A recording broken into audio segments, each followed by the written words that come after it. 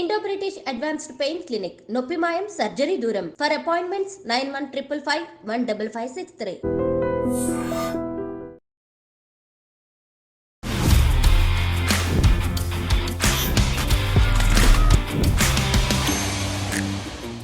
Last few days నుంచి కూడా మనం ఎక్కువగా వింటున్న వర్డ్ ఇది చాలా తక్కువ. Hi guys, welcome to I dream. నేను మీ చాణక్య. ఈరోజు మన రియల్ టాక్ విత్ చాణక్యలో అండ్ నేను తీసుకొని వచ్చిన గెస్ట్ ఎవరంటే కేవలం 300 రూపాయలతోనే కోవిడ్ని తగ్గించిన డాక్టర్ వసంత్ కుమార్ గారు. అండ్ ఇప్పుడు మరి ఇండియన్ గవర్నమెంట్ కూడా హెల్త్ ఎమర్జెన్సీ కూడా ప్రకటించింది, అది కూడా హెచ్ఎంపీవీ వైరస్కి. మరి ఈ హెచ్ఎంపీవీ వైరస్ వచ్చినప్పుడు మనం తీసుకోవాల్సిన జాగ్రత్తలు ఏంటి, అండ్ ఎవరిలో ఈ సిమ్టమ్స్ ఎలా ఉంటాయి? అండ్ మనం ఇండియాలో అయితే ఇప్పటి వరకు 3 నుంచి 4 కేసులు అయితే నమోదయ్యాయి, అది కూడా చిన్నపిల్లల్లో. అంటే చిన్నపిల్లలు ఎలాంటి జాగ్రత్తలు తీసుకోవాలి, ఇలాంటి హెచ్ఎంపీవీ వైరస్కి సంబంధించిన విషయాలు అనేది కూడా డాక్టర్ వసంత్ కుమార్ గారితో మాట్లాడదాం. మరి తెలియటెందుకు, సార్తో మాట్లాడేసి మనకు కావాల్సిన ఇన్ఫర్మేషన్ అనేది కూడా తీసుకుందాం. వసంత్ కుమార్ గారు, thank you for coming here. And present last few days నుంచి కూడా మనం ఎక్కువగా వింటున్న వర్డ్ హెచ్ఎంపీవీ. సరే, అసలు ఈ హెచ్ఎంపీవీ అంటే ఏంటి? అది కూడా చైనా వైరసేనా, ఇంకో చైనా వైరసేనా? హెచ్ఎంపీవీ అంటే హ్యూమన్ మెటా న్యూమో వైరస్. ఇది దీనితో పాటు సిన్సిషియల్ వైరస్ అని ఉంటుంది. రెండు కూడా ఒకటే ఫ్యామిలీకి చెందినవి. ఆల్మోస్ట్ సేమ్ ఫీచర్స్ ఉంటాయి రెండిట్లో కూడా. ఈ వైరస్ అనేది చైనాలో పుట్టిందా అనేది చెప్పేసి అందరూ అడుగుతున్నారు. బట్ ఈ వైరస్ చాలా రోజుల నుంచి ఎగ్జిస్టింగ్ చాలా కంట్రీస్లో. ముఖ్యంగా కొంతమంది సైంటిస్టులు, మన భారతదేశంలో మన సైంటిస్టులు ఇవన్నీ ఏం పట్టించుకోరు. సైన్స్ అనేది చాలా తక్కువ, మనం ఇంపోర్ట్. బట్ వేరే కంట్రీస్లో 2001లో ఫస్ట్ డిటెక్ట్ చేసి దీన్ని నెదర్లాండ్స్ వాళ్ళు సో అండ్ సో వైరస్ ఉంది, మెటా వైరస్, ఇది కూడా కొంచెం ప్రాబ్లం క్రియేట్ చేస్తుందని చెప్పారు. ఆ తర్వాత వైరస్ లేదా 24 సంవత్సరాల నుంచి లేదా అంటే ఇప్పుడు 25లో ఉన్నాం. 2001 అంటే 25 అంటే 24 ఇయర్స్ నుంచి వైరస్ లేదా అంటే అది తప్పు. వైరస్ ఉంది, అన్ని చోట్ల ఉంది, బట్ మనం వైరస్ని టెస్ట్ చేయలేదు. ముఖ్యంగా ఏంటంటే 2002లో వన్ ఆఫ్ ద స్టడీ, 2004లో ఒక స్టడీ చేశారు, 2006లో ఫస్ట్ టైం ఆర్టీపీసీఆర్ అంటే ఆర్టీపీసీఆర్ తోటి చెక్ చేస్తే ఈ వైరస్ అనేది కనిపించింది. థైలాండ్ కూడా, అంటే థైలాండ్లో 2006లో చేశారు. అంటే ప్రతి 1 year 2 yearsకి ఒక్కొక్క జనరల్స్ అనేది, ఇంటర్నేషనల్ జనరల్స్ ఇప్పుడు కూడా మీరు గూగుల్ సెర్చ్ చేస్తూ ఉంటుంది. ఓకే, ఈ స్టడీస్లో చాలామంది ఇప్పుడు ఏంటంటే, నేను ఇక్కడ మోస్ట్ ఇంపార్టెంట్ స్టడీ ఒకటి ఉంది, అది నార్వియన్ స్టడీ. నార్వియన్ స్టడీలో అవుట్ ఆఫ్ 41 పీపుల్ చిల్డ్రన్స్, అంటే 236 చిల్డ్రన్స్ని టెస్ట్ చేసినప్పుడు రెస్పిరేటరీ ఇన్ఫెక్షన్స్తో వచ్చిన వాళ్ళకు, దాంట్లో 41 children are infected with HMPV. Okay, HMPV దాంతోపాటు ఆ 41లో 34 చిల్డ్రన్స్ అడ్మిటెడ్ టు హాస్పిటల్. అంటే దాంట్లో చెప్పవచ్చు దగ్గు ఎక్కువ ఉంది, లేకుంటే హై గ్రేడ్ ఫీవర్ ఉండొచ్చు, లేకుంటే బ్రాంకోనిమోనియా, ఆయాసంతో, డిస్నియాతోటి అడ్మిట్ అయిన పేషెంట్స్ వాళ్ళు. సో అడ్మిషన్ అంటేనే we take it as a criteria. ఒక పీడియాట్రిషియన్గా will take it the best of that criteria. So దాంట్లో 50% అంటే 34 చిల్డ్రన్లో 17 people okay are admitted in the ICU with bronchopneumonia. అంటే half of the percentage. Yes, అందులో bronchopneumonia అంటే lung అనేది effect అయింది అన్నట్టు. బ్రాంక్యోలైటిస్, బ్రాంకోనిమోనియా. దీంట్లో కూడా ఏంటంటే ఈ 34లో they had taken that comorbidities. అంటే ఇప్పుడు పిల్లలు ఉన్నారు, చాలా ఇమ్యూనిటీ చాలా తక్కువ ఉంది, అదొకటి ఫస్ట్ థింగ్. సెకండ్, వాళ్ళకి ఇంతకుముందు ట్యూబర్క్లోసిస్ కానీ మిగతా ఏమన్నా లంగ్ ఇన్ఫెక్షన్ ఏదన్నా అలాంటి ప్రాబ్లమ్స్ ఉన్నప్పుడు అలాంటి వాళ్ళు. థర్డ్, లివర్ ప్రాబ్లమ్స్ ఉన్నా, హార్ట్ ప్రాబ్లమ్స్ ఉన్నా, ముఖ్యంగా హార్ట్ ప్రాబ్లమ్స్ ఉన్నా, లేకుంటే కిడ్నీ జబ్బులు ఏమైనా ఉన్నా, ఈ దీర్ఘకాలిక వ్యాధులలో 50% అంటే సగం మంది. బట్ ఓవరాల్గా నేను ఏదైతే 17 people admitted in to the hospital ICU some other type of oxygen తీసుకుంటున్న వాళ్ళలో 3 మాత్రం వెంటిలేటర్. ఒకరేమో సిప్యాప్ అంటాం, హై ప్రెషర్ ఆక్సిజన్ ఇస్తాం. Second two people are on ventilator.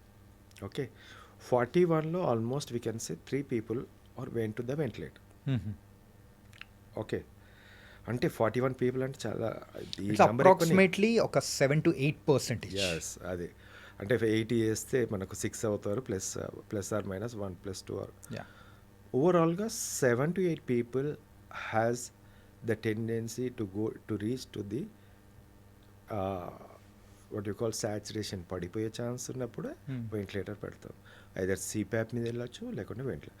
But ఇక్కడ ఈ దీంట్లో 41 దాంట్లో ఎక్కడ కూడా వాళ్ళు డెత్స్ అనేది మెన్షన్ చేయాలి ఓకే ఆ స్టడీలో.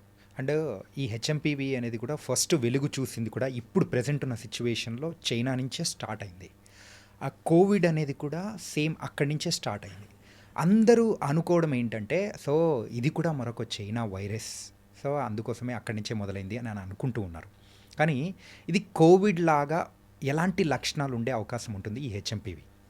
సో ఇప్పుడు వరకు నేను చెప్పిన దాంట్లో 7 to 8 పీపుల్ అనేది వచ్చింది కదా, లిమిటెడ్, చాలా తక్కువ దాంట్లో. బట్ ఇఫ్ యూ కెన్ తగ్గించిన 5% అని చెప్పొచ్చు.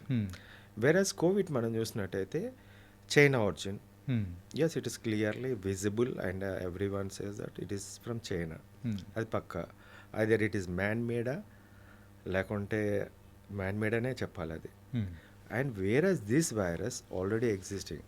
ఇక్కడ నేను చెప్పాను నెదర్లాండ్స్, రొమేనియా, థాయిలాండ్, మలేషియా, ఈ కంట్రీస్లో ఆల్రెడీ పేపర్స్లో చూపిస్తున్నారు. ఇక్కడ we are the studies showing that from my country ఈ స్టడీలో ఇంతమందిని మేము చూసామన్నట్టు క్లియర్గా ఉంది. అంటే అక్కడ వైరస్ ఉన్నట్టు కదా. మిగతా కంట్రీస్లో ఎక్కడ కూడా టెస్ట్ చేయలేదు, దాన్ని చూడలేదు. ఓకే, ఇప్పుడు కోవిడ్ ఉందండి. కోవిడ్ మనము చైనాలో విజృంభిస్తుంది, చచ్చిపోతున్నారు అంటే వరల్డ్ అంతా చూసింది. బట్ తర్వాత సినిమా అంతా అక్కడ బంద్ చేశారు, మొత్తం ఎవ్రీవన్ లాక్డౌన్ చేశారు. చైనాలో 0 కోవిడ్, కానీ ప్రపంచంలో మాత్రం COVID. Except China, all countries అయితే కోవిడ్ ఎఫెక్టెడ్, చనిపోయారు చాలామంది, ఫాస్ట్గా చనిపోయారు. 3 to 4 days, 5 daysలోనే. Because the pneumonia, viral pneumonia ఎందుకు డేంజరస్ ఉంటుందంటే వెరీ ఫాస్ట్గా ఉంటుంది. ఓకే, ద లంగ్స్కి ఫాస్ట్గా వెళ్ళిపోతుంది, like a rocket, lower down lung ఫెయిల్యూర్కి దారితీసే విధంగా. వేరస్ బ్యాక్టీరియాలు అలా ఉండదు, స్లోగా ఉంటుంది. సార్ ఈ హెచ్ఎంపీవీ అనేది అసలు ట్రాన్స్మిషన్ అట్లుంటుందా, లేకపోతే అది ఎవరికైనా వచ్చే అవకాశం ఉంటుందా? ఎందుకంటే మన ఇండియాలో ఆల్రెడీ ఇప్పుడు చూసుకుంటే 3 కేసెస్ అనేది కూడా బయటకు వచ్చాయి. వాళ్ళ ట్రావెల్ హిస్టరీ అనేది కూడా చూసుకున్నా ట్రావెల్ హిస్టరీ అనేది కూడా ఎక్కడ ఎవరికి కనిపించలేదు. ఇట్లా ట్రావెల్ హిస్టరీ లేకుండా కూడా వాళ్ళు హెచ్ఎంపీవీ బారిన పడుతున్నారంటే ఏంటిది అసలు ఎవరికి అర్థం కావట్లేదు. ఇప్పుడు వచ్చిన కూడా 3 పిల్లలే. నేను ఇందాక మా స్టడీస్లో అని చెప్పింది పిల్లలే. ఇక్కడ కూడా పిల్లలు అనేది 8 months old, 3 months old. అంటే ఈ చిల్డ్రన్ ఎక్కడైతే ఉన్నారో వీళ్ళు బయట తిరిగే వాళ్ళు కాదు.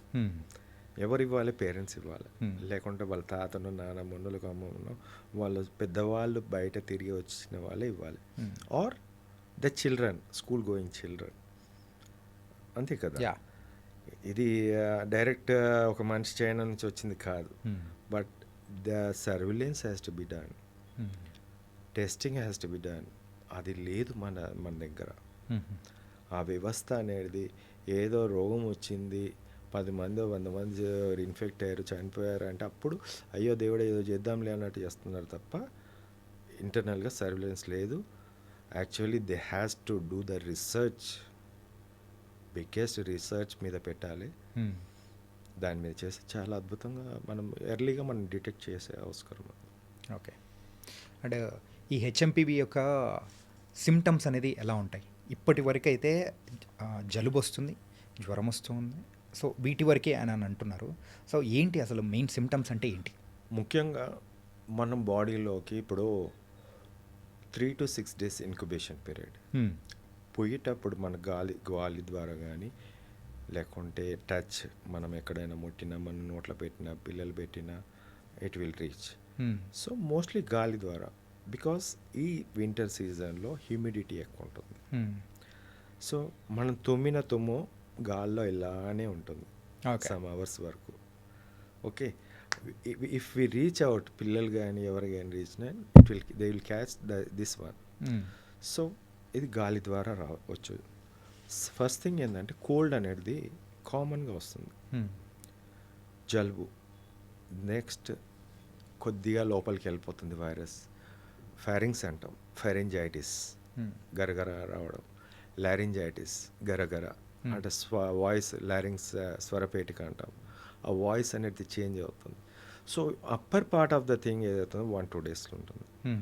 సో ఫీవర్ అనేది ఎప్పుడైతే రెప్లికేషన్ ఆఫ్ వైరస్ ఉంటుందో ఫాస్ట్గా, ఇప్పుడు 100 వైరస్ పోయేసరికి లక్షల్లో అయింది, ఫీవర్ కోట్లలో అయ్యేసరికి ఫీవర్ స్టార్ట్ అవుతుంది. ఓకే.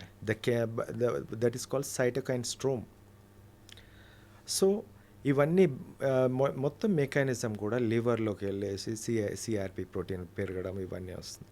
అంటే 1-3 డేస్ లోపల ఫస్ట్ కోల్డ్ కాఫ్ వచ్చిందంటే you can suspect that it is looking like something infection ఉంది పిల్లల్లో. బట్ వాట్ వీ డూ, చిన్న చిన్న హాస్పిటల్కి వెళ్ళో లేకుంటే ఆర్ఎంపీఓ పిఎంపీ దగ్గరికి వెళ్ళో ఏదో మెడికల్ షాప్లోకి వెళ్ళో దగ్గుమంది అని చెప్పేసి పోషిస్తారు. అక్కడే తప్పు. నెక్స్ట్ స్టేజ్ ఏదైతే ఉందో ఇక్కడ నుంచి మరి లారింగ్స్ నుంచి బ్రాంకస్ అనేది లంగ్స్కి రైట్ అండ్ లెఫ్ట్ ఉంటుంది, ప్లస్ ఆ తర్వాత బ్రాంక్యూల్స్ వస్తుంది.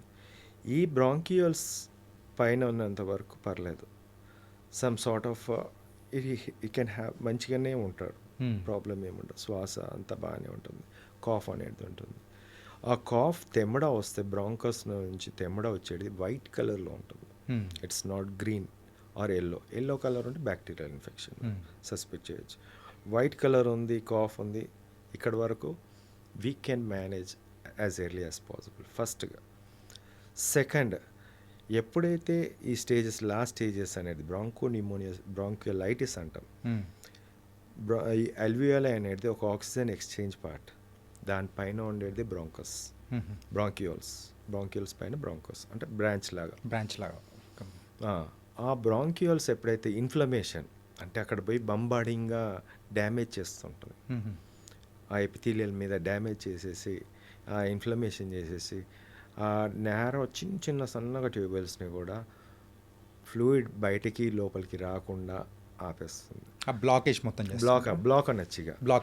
బ్లాక్ అయిన తర్వాత ఆటోమేటికల్గా బ్లడ్ సర్క్యులేషన్ కింది భాగం ఉంటుంది కాబట్టి ఫ్లూయిడ్ అక్యుములేషన్ అనేది ఉంటుంది. ఆ వీజ్ అంటే పిల్లి కూతలు అంటాం, ఆ పిల్లి కూతలు రావడం ఇది ఇంకొంచెం సీరియస్గా చెప్పవచ్చు, ఎందుకంటే ఆక్సిజన్ పోవట్లేదు ఫ్రీగా, ఇట్ ఈస్ నాట్, మనం తీసుకున్న oxygen directly is not reaching to the blood vessel. So ఈ టైంలో సీరియస్గా మనం ఆలోచించవచ్చు. నాసల్ ఫ్లేరింగ్ ఉంటుంది, బ్రాంక్యూల్స్ and lower part of the lung అంటే న్యూమోనియా వచ్చినప్పుడు ఈ ముక్కు అనేది చిన్నపిల్లలు అలా కొంచెం బ్రీతింగ్ అలా ఉంటుంది అనుకోవచ్చు. ముక్కు అనేది కొద్దిగా ఫ్లేరింగ్ ఉంటుంది. గొంతు ఇక్కడ చూసినట్టయితే డిప్రెషన్ లాగా లోపలికి పోతుంది, అంటే గాలి తీసుకోరాకపోవడం. ఇక్కడ ఛాతిలో కూడా రిబ్స్ మధ్యలో కూడా లాగేసినట్టు వస్తుంది లోపలికి, ఇన్ డ్రాయింగ్ ఆఫ్ చెస్ట్ అంటాం. అండ్ అబ్డామినల్ బ్రీతింగ్ ఉంటుంది, చాలా కొట్టుకోవడం, రెస్పిరేటరీ రేట్ ఏదైతే ఉందో పెరిగిపోతుంది. ఇది the latest stage. When saturation మనం చూసినట్టయితే ఇట్ విల్ బి లో. సో ఇమీడియట్గా ఆక్సిజన్ అనేది ఇప్పుడు వార్డ్ నుంచి ఆక్సిజన్, హాస్పిటల్లో ఉండే ఆక్సిజన్ లెవెల్ వరకు వెళ్తుంది. ఆ తర్వాత ఇది కూడా కంట్రోల్ కాలేదు, ఇంకా శ్వాస కష్టం అనిపిస్తుంది ఈ పిల్లల్లో. ఈ నిమోనియా చెప్పాను కదా, 5 to 6 days లోపల ఫాస్టర్గా వెళ్ళిపోతుంది, సేమ్ లైక్ మన కోవిడ్ లానే. ఓకే. సో అక్కడ లంగ్ నిమోనియా వచ్చినప్పుడు గాలి అనేది తీసుకోవడం కష్టం అవుతున్నప్పుడు then they will keep on the ventilator. Okay. అంటే ఇది ఇప్పటి వరకు చిన్నపిల్లల్లోనే చూసాము, ఈ పెద్దవాళ్ళకు కూడా వచ్చే అవకాశాలు ఎంత % ఉండొచ్చు? చిన్న పెద్ద అని తేడా లేదు ఇక్కడ. చిన్నపిల్లల్లో it looks like a bigger way. Okay. ఎందుకంటే ఇప్పుడు ఒక 1 month baby, 2 months baby, 3 months baby వాళ్ళు నడవరు, ఒక బెడ్ మీద ఇట్లా పడుకొని ఉంటారు. ఈ కోల్డ్ అనేది ఏదైతే మనకు జలుబు ఉంటుందో పడుకోబెడితే గుర్రు గుర్రు అంటుంది. మీరు చూసుంటారు చిన్నపిల్లల్లో గుర్రు గుర్రు అనే సౌండ్ వస్తుంది. అది బయటికి రాదు, లోపలికి పోదు, అక్కడ ఉండిపోతుంది. ఈవెన్ ఫ్లూయిడ్ అనేది ఎప్పుడైతే వైరస్ అనేది ఉంటుందో ఆ బ్రాంక్యూల్స్ దగ్గర ఉన్నప్పుడు ఆ ఫ్లూయిడ్ అక్యుములేషన్ అలానే ఉండిపోతుంది. ఇక్కడ ఫ్లూయిడ్ అనేది వెళ్ళిపోయేలాగా స్లాంటింగ్ పొజిషన్లో కూర్చోబెట్టి మదర్ ల్యాపింగ్ చేసుకుంటూ ఉంటే some sort of exercise to the child అనొచ్చు, లంగ్కి. ఓకే, అంటే ఇట్లా పడుకోబెట్టి ఇట్లా వెనకాల కొంచెం ట్యాప్ చేస్తాం. అది చిల్డ్రన్లో. Okay, you can manage by doing such a things, lap చేయడం, ఇటు ఇటు చేయడం, ముందుకు అది చేయడం. సో దట్ ద ఫ్లూయిడ్ అనేది ఇటు కొంచెం డిస్టర్బ్ అయ్యి బయటకు వచ్చే ఛాన్స్ ఉంటుంది, coughing out. Where as older అంటే ఇప్పుడు చాలామంది వృద్ధులు ఉంటారు, బెడ్ రిడన్ ఉంటారు, సేమ్ యాజ్ ఎ చిల్డ్రన్. వాళ్ళు కూడా చిల్డ్రనే, ఎందుకంటే వాళ్ళు కూడా అంత శ్రమ చేయలేరు, లేవలేని పరిస్థితుల్లో they will face the thing. Are bed ridden young patients, comorbidities ఉన్న వాళ్ళకు కూడా ఈ సమస్య అనేది తీవ్రంగానే ఉంటుంది. బట్ ఎవరైతే యంగ్ ఉన్నారో కొద్దిగా నడవగలుగుతారో వాళ్ళ దాంట్లో కూడా వస్తుంది, but it will be less. Okay. And ఈ హెచ్ఎంపీవీకి మనం తీసుకోవాల్సిన జాగ్రత్తలు ఏంటి సార్? అంటే లైక్ ఏమనిపిస్తుందంటే ఇండియన్ గవర్నమెంట్ ఒక ఎమర్జెన్సీ అనేది కూడా పాస్ చేసిన తర్వాత, హెల్త్ ఎమర్జెన్సీ కైండ్ ఆఫ్ ఒక రిలీజ్ చేసిన తర్వాత అప్పుడు అందరిలో కూడా ఒక ప్యానిక్ సిచ్యువేషన్ అనేది కూడా వచ్చింది. ఈవెన్ న్యూస్ ఛానల్స్లో కానీ యూట్యూబ్ ఛానల్స్లో అన్నీ చూస్తూ ఉంటే అరే జాగ్రత్తలు తీసుకోవాలి, మళ్ళీ కోవిడ్ రోజులు వస్తున్నాయా అని ఒక క్వశ్చన్ మార్క్ అనేది అందరిలో వస్తూ ఉంది. సో మళ్ళీ అలాంటి రోజులు ఏమన్నా మేము చూడొచ్చు అంటారా? లేదు, కోవిడ్ ఎలాంటి ఎమర్జెన్సీ అయితే రాదు. ఓకే, మోస్ట్లీ 100% రాదు. బట్ ఇప్పుడు ఈ సీజన్లో మనం చూసినట్టయితే ఈ నవంబర్ డిసెంబర్ నుంచి స్టార్ట్ అవుతుంటుంది సీజన్ అంతా కూడా పిల్లల్లో అటాక్ అవ్వడం, కోల్డ్, కాఫ్, కామన్ ఫ్లూ టైప్లో, ఇందాక చెప్పిన రెస్పిరేటరీ సిన్సిషనల్ వైరస్ RSV అంటాము. And along with that one this also. ఈ వైరస్ వచ్చినప్పుడు we see more of the cases. కానీ ఆ విధంగా ఇప్పుడు ఒకసారి చెప్పాను మీకు 7 to 8% అనేది ఒక చిన్న స్టడీలో వచ్చింది. Okay, but 5% we can think of 4%. But it is also bigger than Covid. Covid మనకు 1.5% సంథింగ్ డెత్స్ ఉన్నాయి. బట్ ఇక్కడ డెత్స్ అనేది చూపించలేదు కాబట్టి.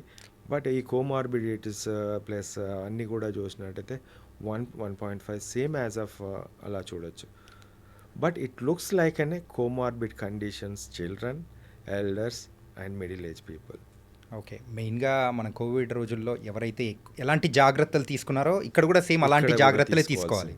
అంటే like sanitiser, so no handshakes, mask పెట్టుకోవడం, రద్దీ ప్లేస్లో పోకపోవడం, we had to take until unless ఒక కరెక్ట్ అవగాహన ఈ వైరస్ మనం ఏం చేయదు అనే వరకు మనము జాగ్రత్తలు అయితే పాటించాలి. సార్ ఇప్పటి వరకు 2001 నుంచి చూసుకుంటే చాలా స్టడీస్ అనేది కూడా జరిగాయి.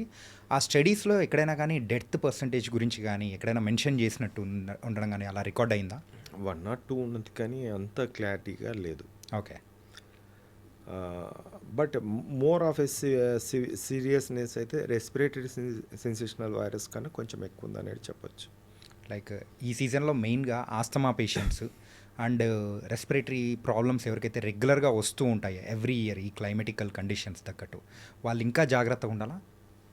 వాళ్ళు ఎందుకు, కోవిడ్ వచ్చిన వాళ్ళు చాలామంది ఉంటారు, బట్ వీళ్ళకి ఇంకా ఎక్కువ కొంచెం కాంప్లికేషన్స్ ఎక్కువ ఉంటాయి కదా. బేసిక్ థింగ్ ఏంటంటే మనం చూసినట్టయితే ఇప్పుడు ఆస్తమా, రెస్పిరేటరీ ఇల్నెస్ ఏదైతే ఉందో they has to take precautions. Heart disease specially ఈ 3 kidney, heart disease and this one, and liver problem ఉన్న వాళ్ళు కూడా. ఎందుకంటే the liver is the main organ అన్నిటికీ కూడా. సో దీంతో పాటు మెయిన్గా చెప్పాలంటే కోవిడ్లో డివాస్టేటింగ్ ఎఫెక్ట్. అంటే మీకు కోవిడ్ వచ్చిందా? వచ్చింది సార్. ఎప్పుడు వచ్చింది? First wave, second wave. Okay. మీరు ఈ సిటీ స్కాన్ చేయించారా? లేదు సార్, చేయించలేదు. లేదు. అంటే మీకు లోపల ఎంత డ్యామేజ్ అయిందో తెలియదు. లేదు. మీలాంటి వాళ్ళు చాలామంది ఉన్నారు. అంటే యు ఆర్ యంగ్ నీకు కోవిడ్ ఇంకా ముందుకు పోకుండా మళ్ళీ రివర్స్ బ్యాక్ నువ్వు వచ్చేస్తావు, ఫైన్, బాగుంది. కానీ చాలామంది కూడా ఏంటంటే అప్పట్లో మీలాగానే చేయించుకోలేదు. మిగతా వాళ్ళు చేయించుకున్న వాళ్ళు 30% లంగ్ డ్యామేజ్, 40% లంగ్ డ్యామేజ్, 60, 70, 80 వాళ్ళు కూడా ఉన్నారు. సర్వైవ్ అయిన వాళ్ళు ఉన్నారు.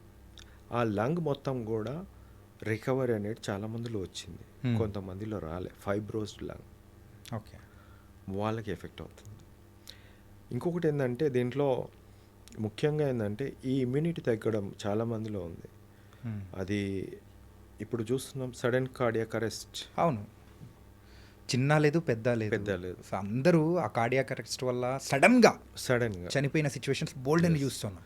చాలా నేను వందలలో చూపించగలుగుతా, అంటే నాకు తెలిసిన దాన్ని. My God. అంటే ఇక్కడ దేంతో చనిపోతున్నారంటే వ్యాక్సిన్ తోటి కాదని సెంట్రల్ గవర్నమెంట్ ICMR చెప్పింది. మరి దేంతో చనిపోతున్నారు? కోవిడ్తో. కోవిడ్ ఇన్ఫెక్షన్ వచ్చి ఇలాంటి సమస్యలు వస్తున్నాయని చెప్పేసి కొంత చెప్పారు. మరి అసలు కోవిడే రాని వాళ్ళు చాలామంది అట్లా కూడా చనిపోతున్నారు. దేర్ లాట్ ఆఫ్ క్వశ్చన్స్ అన్నీ కూడా ఉన్నాయి. ఇప్పుడు అలాంటి సమస్య కూడా రావచ్చు. మీకు తెలియదు ఇంకొకటి భయంకరమైన నిజం చెప్తాను నేను. ప్లీజ్ సార్ చెప్పండి. మొన్నటి వరకు డెంగ్యూ వచ్చిందా? అవును. డెంగ్యూతో పాటు చికెన్ గున్యా వచ్చింది. అందరిలో కూడా డైమర్ పెరిగిపోయింది. డైమర్ అంటే క్లాట్స్కి ఇండికేషన్.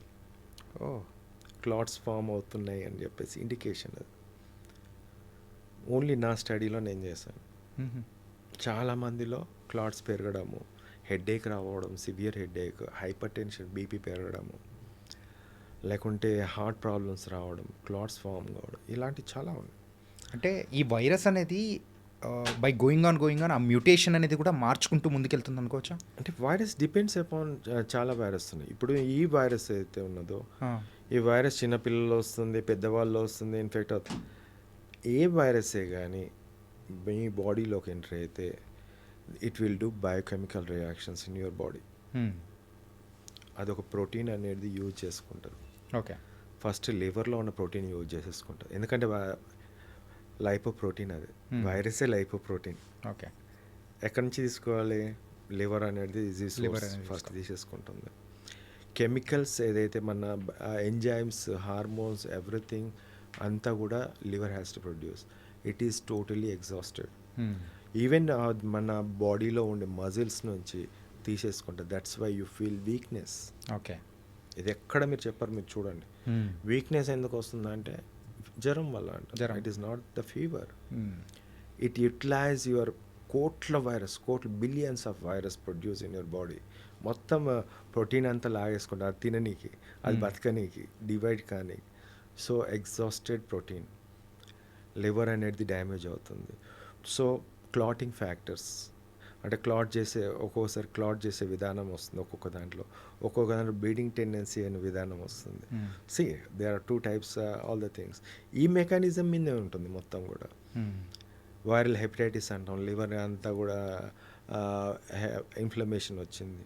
బట్ ఓవరాల్ బాడీలో కూడా అన్ని పార్ట్స్లో కూడా ఈ ఎఫెక్ట్ తీస్తుంది. విత్ ఇన్ఫ్లమేషన్ అనేది కామన్గా ఉంటుంది.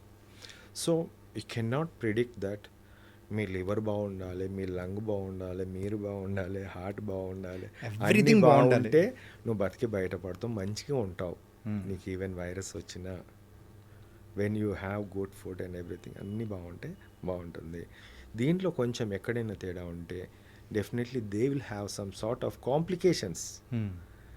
ఈ ఒక్క కాంప్లికేషన్ ఇంకా చాలా కాంప్లికేషన్స్ వస్తాయి ఇన్ లైఫ్ టైం డ్యూరేషన్లో. ఇప్పుడు చాలామంది హార్ట్ అటాక్స్ అంటే ఓన్లీ కొలెస్ట్రాల్ తింటేనే వస్తుంది, లేకుంటే ఇంకొకటి. That is a very rubbish thing నేను చెప్పాలి. They are lot of factors. దాంట్లో virus is one of the biggest factor then that one. Okay, అందుకే మనకు కోవిడ్లో లంగ్ ఇన్ఫెక్షన్ కాదు, వైరస్ లంగ్స్లోకి వెళ్ళినంత మాత్రం అది కాదు. వెనకాల క్లాట్ అనేది ఫామ్ అయ్యి చెట్టుని ఎండగొట్టినట్టు అలా ఆపేసి మొత్తం అదంతా డ్యామేజ్ అయింది. So that is a clot farming disease. So that so many people అప్పుడు చచ్చారు, ఇప్పుడు చూస్తున్నారు. ఓకే. అంటే ఇంకా కొన్ని హార్ట్ డిసీజ్కి కారణం కోవిడ్ వైరస్. ఇంకా ముందుకు రావాలి. అంటే అంటే దాని మూలాలు ఇంకా మన బాడీలో ఉన్నాయా? దేర్ ఈజ్ చెప్పాను కదమ్మా, ఇప్పుడు వైరస్ అనేది ఏదో విధంగా ఏదో ఒక వైరస్ వస్తూనే ఉంటుంది. దాంట్లో క్లాట్స్ ఫార్మింగ్ అనేది అందరిలో రాదు, మరి అది కూడా నేను చెప్తున్నాను.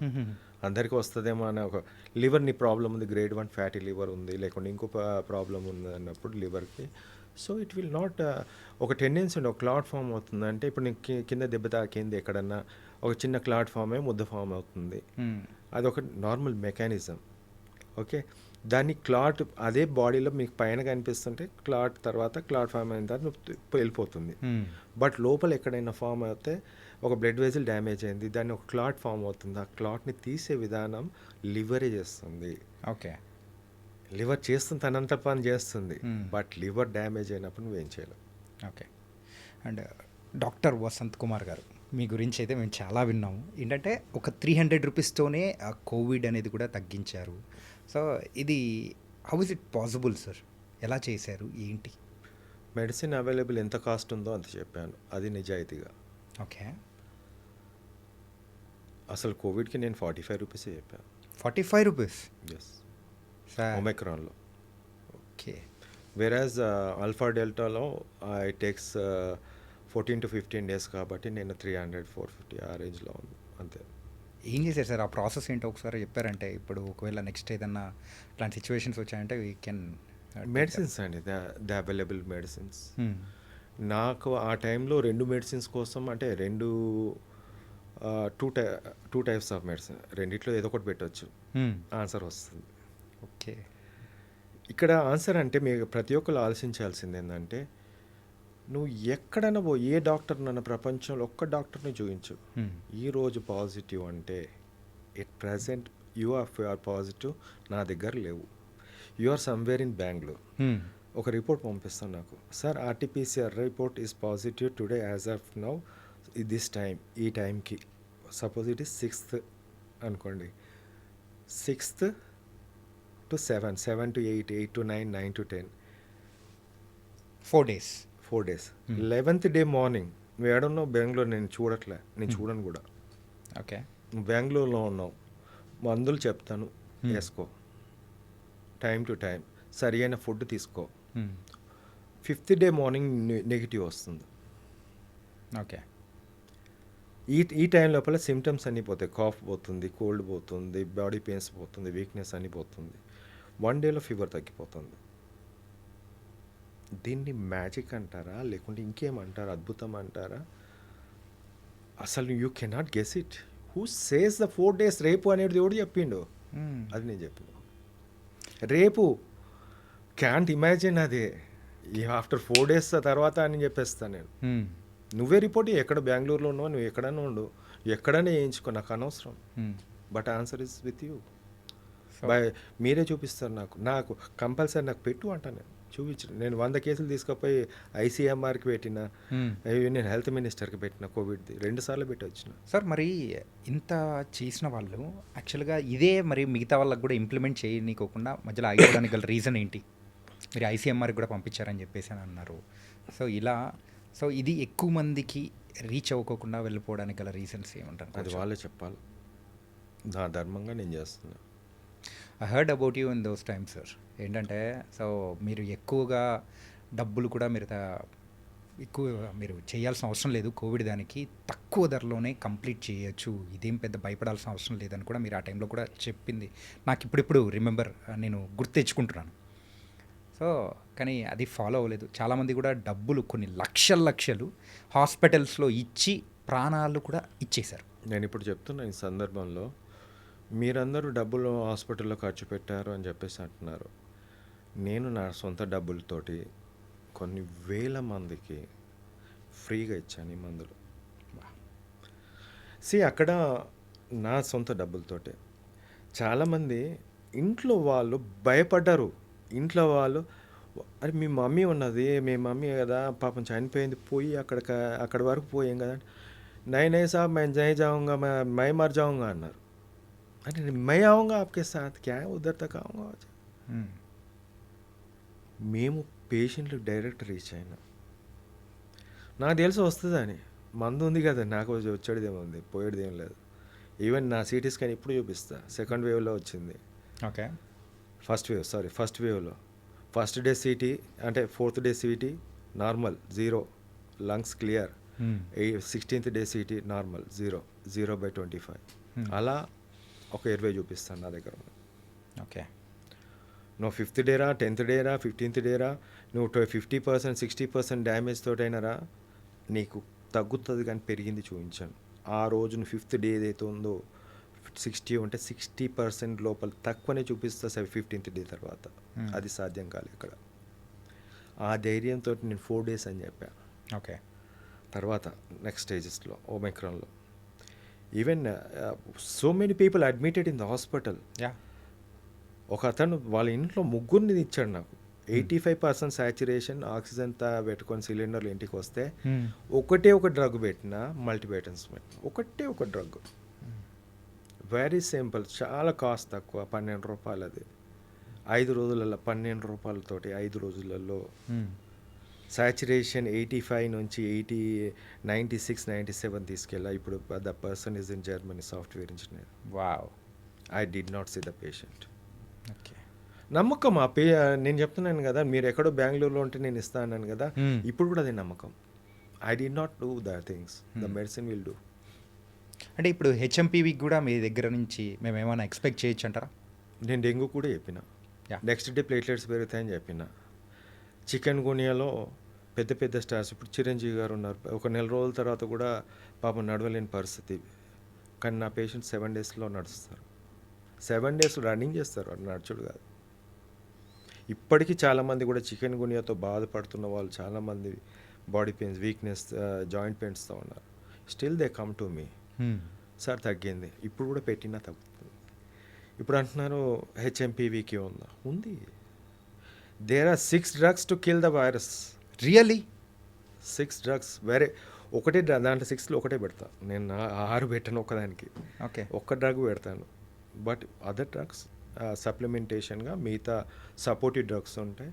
అండ్ దేర్ ఆర్ ఈ డ్రగ్స్ నేను పేరు చెప్పడం భావ్యం కాదు, ఎందుకంటే బయట చెప్పాను అనుకోండి, ఆర్ఎంపీలో లేకుంటే అన్పడగాలు వాడి వీడు అన్ని పెట్టుకొని వాడేసి కాంప్లికేషన్స్ వచ్చి దారి తీస్తుంది. వాడు ఇష్టం వచ్చినట్టు యూజ్ చేస్తారు. అది ఎంత మోతాదులో వాడాలి, ఎలా వాడాలి. ఇఫ్ సంథింగ్, సార్ నాకు ఈ ప్రాబ్లం ఇట్లా ఫేస్ అవుతుంది అంటే దెన్ ఇప్పుడు నా దగ్గర సబ్జెక్ట్ ఉంది కాబట్టి నేను చెప్పగలుగుతాను. But not all the people cannot సే.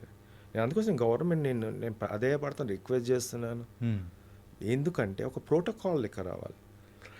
ఇది ఒకటి మెడిసిన్స్ తోటి అని కాదు, మెడిసిన్తో పాటు డైట్ కూడా ఇంపార్టెంట్. ఓకే. మీరు అందరు ఏం చేస్తారు, జ్వరం వచ్చినప్పుడు మటన్ తినద్దు, చికెన్ తినద్దు, ఫిష్ తినద్దు, గుడ్డు తినద్దు, అసలు ఏం తినద్దు, కారం నీళ్ళు పోసుకొని తాగంటారు. అవునా? నేను అలా కాదు, నేను ఓన్లీ నాన్ వెజ్ తినమంట. బికాజ్ ప్రోటీన్ పోతుంది కదా, ఎవడిస్తాడు ఆ ప్రోటీన్ని? నీ బాడీలో ఉన్న ఒక కేజీ ప్రోటీన్ పోయింది అనుకో, మనకు ఆ బాడీకి కేజీ రావాలంటే ఓ 4-5 రోజులు మంచిగా తినాలి. ఎవడిస్తాడు అది? నువ్వు వెజ్ ప్రోటీన్ తింటావు, యానిమల్ ప్రోటీన్ తింటావు, నీ ఇష్టం. సార్, అందరు డాక్టర్స్ చెప్పేదానికి యాజ్ ఎ డాక్టర్గా మీరు చెప్తున్న దానికి డిఫరెన్స్ అనేది ఉంది సార్. విరుద్ధం కాదు, ఇది సైన్స్. ఇది సైన్స్తో మాట్లాడుతున్నా. ఓకే. నేను వాళ్ళు ఎలా మాట్లాడుతున్నా నాకు సంబంధం లేదు. సైన్స్ అనేది ముఖ్యం నాకు. నేను చెప్తున్నది కరెక్టా కాదా నువ్వు నిర్ధారించు. You come to the debate. నేను వద్దంటున్నా. Any one can come to the debate. నేను 100 మంది సైంటిస్టులను పెట్టు, నా ముందు నేను సమాధానం ఇవ్వడానికి నేను రెడీ ఉన్నా. ఎవరే కానీ నేను సైన్స్ తోటే మాట్లాడా. ఓకే. ఓన్లీ సైన్సే నాకు ముఖ్యం. సైన్స్ తోటే మాట్లాడతా. పర్సనల్గా నాకు అవసరం లేదు. Who ever maybe. దీంట్లో సైన్స్ ఉంది కాబట్టి నేను ఐ ఫాలో దిస్ వన్. ఇప్పుడు చిన్న పిల్లోడికి ఇప్పుడు ఈరోజు వైరల్ ఇన్ఫెక్షన్ వచ్చింది, హై గ్రేడ్ ఫీవర్ వచ్చింది. He loses that what you call the protein. Who has to give that one? పాలు తాగుతున్నాడు అంటే మదర్ ఇస్తుంది. That is good. మాస్క్ పెట్టుకొని ఇవ్వాల్సిన బాధ్యత తల్లికి ఉంటుంది. కొంచెం స్లో ఫీడ్, చిన్న feeds for 5 to 6 or 7 feeds ఇవ్వండి కొంచెం అంటాను. ఎందుకంటే ఆయాసం ఉంటుంది కాబట్టి. మెడిసిన్స్ ఉన్నాయి, సరైన మోతాదులో వాళ్ళకి కావాల్సినంత మెడిసిన్ ఇచ్చేస్తే సరిపోతుంది. నువ్వు ఒక్కసారి ఇమాజిన్ చేయలేవు. నేను ఒకటి చెప్తాను నీకు. ఒక 5 years బేబీ డెంగ్యూతో నా దగ్గరకు వస్తే జస్ట్ ₹6 గోలితోటి ₹6 దాంట్లో 1/3 1/4 వేసి ప్లేట్లెట్స్ 1 lakh ఉంటే 3.5 lakhs తీసుకుపోయిన 5 daysలో. ₹6 గోలి, ₹6. వాళ్ళకి కావాల్సింది ఇంతే, చిన్న సగంలో సగం, ఒక్కోసారి 1/5 అంట. నేను okay. there is a lot of medicines that are giving the good results. నేను అంటున్నాను 6 medicines are there.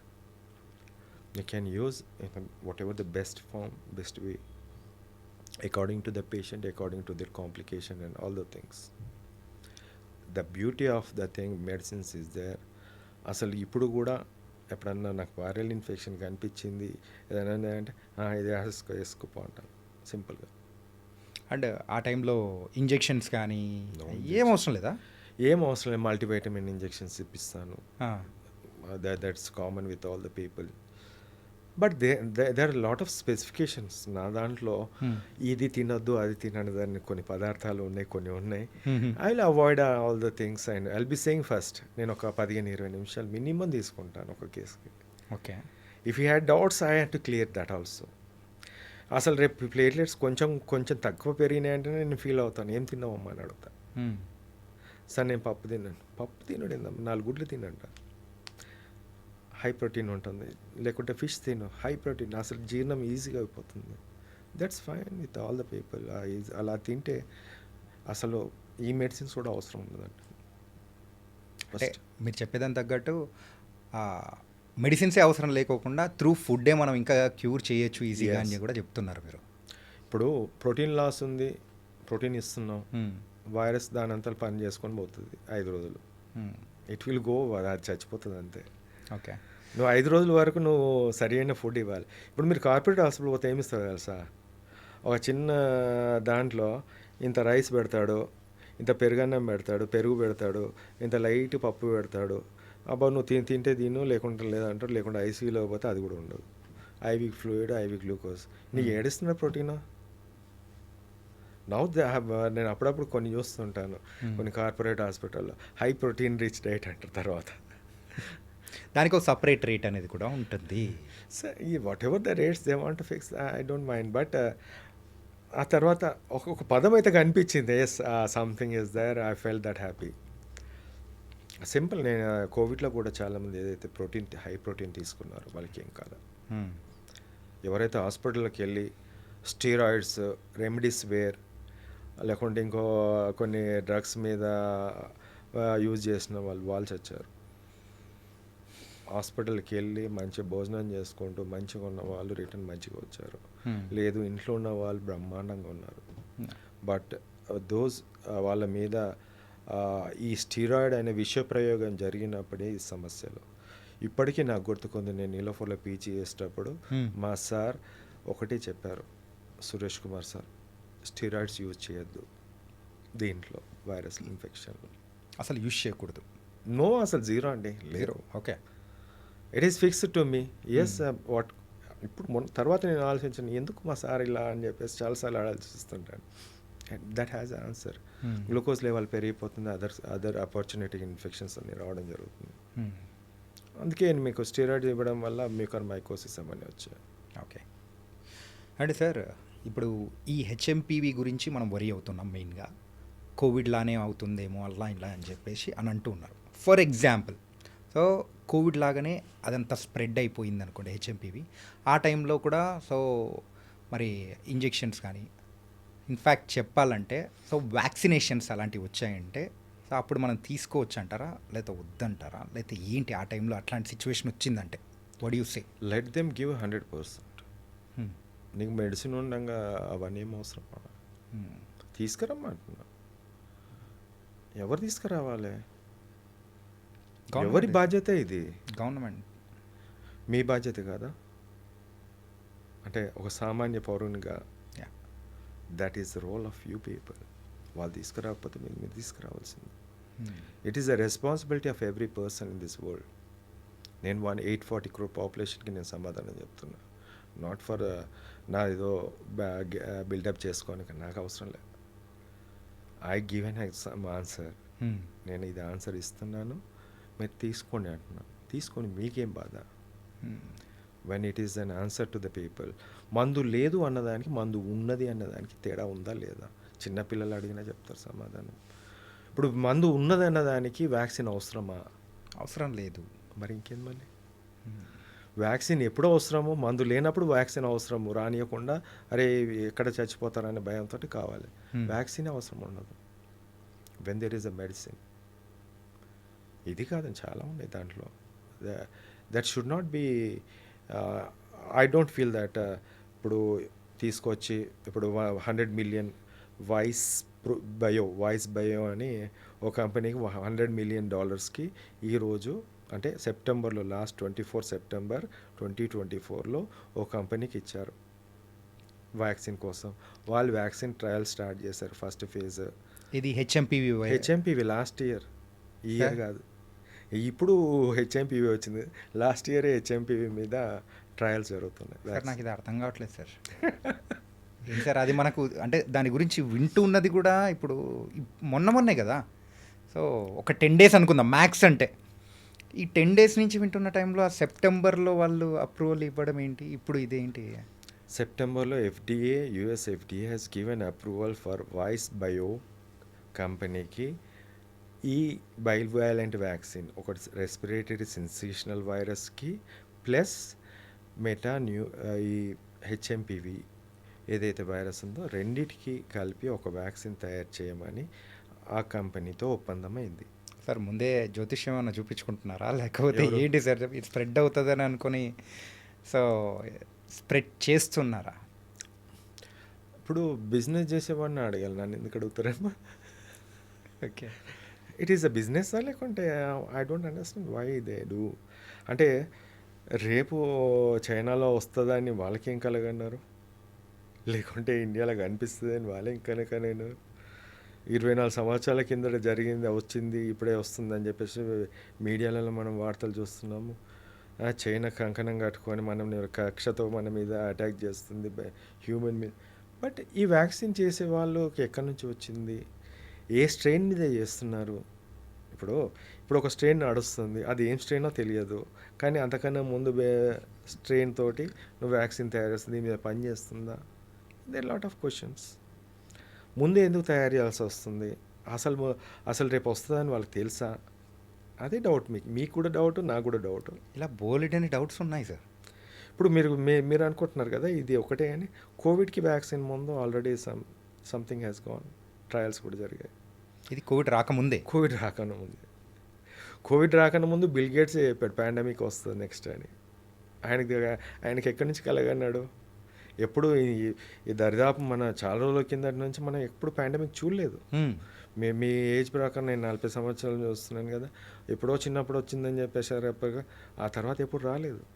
But he said that it is going to come. ఇప్పుడు బిల్ గేట్స్ వస్తాడు, హెచ్పివి వ్యాక్సిన్ అనేది హ్యూమన్ ప్యాపిలోమా వైరస్ వ్యాక్సిన్ అనేది మీరు implement చేయండి అని చెప్పేసి మోడీ గారిని కలిస్తారు. What is the special interest of Bill Gates in the పాండమిక్లో కానీ, లేకుంటే ఈ HPV human papilloma virus vaccine ఏదైతే ఉందో దాని మీద కానీ, లేకుంటే రేపు మళ్ళీ కనిపించవచ్చు దీని మీద కూడా, హెచ్ఎంపివి మీద. But they has to answer the things. ఎక్కడ ఇప్పుడు నేను ఉన్నది చెప్తున్నాను. అది వాట్ ఈస్ దేర్. మీకు కావాలంటే నేను జర్నల్ ఇస్తాను. వాయిస్ బయో అనేది ఒక కంపెనీ, ఇంగ్లాండ్ బేస్డ్ కంపెనీ, వాళ్ళకి ఇచ్చారు. That is the fact.